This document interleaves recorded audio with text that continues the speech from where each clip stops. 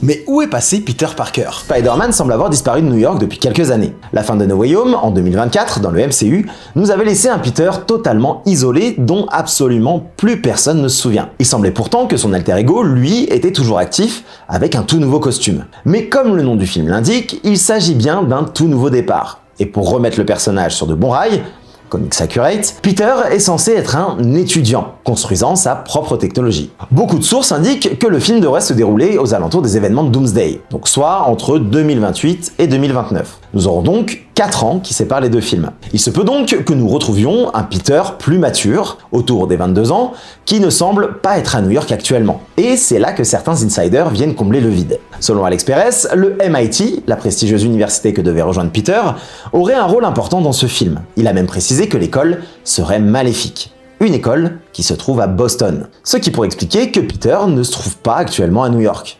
Il aurait rejoint la fameuse école un an après son refus, et c'est d'ailleurs ce que laisse entendre la scène de fin de No Way Home. Donc, selon Majestic, le MIT abriterait une division nommée la Helix Division, un laboratoire secret spécialisé dans la manipulation ADN de méta-humains et la super technologie. Il ferait des tests sur certains prisonniers, notamment, ce qui mènerait à la création d'expériences plus ou moins ratées, comme Scorpion, Tombstone, Boomerang ou Ramrod.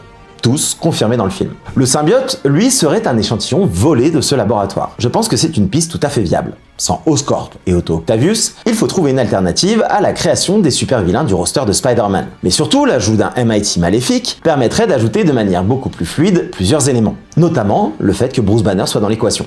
Il serait alors un professeur au MIT qui, lui aussi, enquêterait sur tout ça. Sans oublier que Zendaya et Jacob Batalon ont été les premiers à être validés au casting. Eux qui, pour le coup, ont été acceptés au MIT.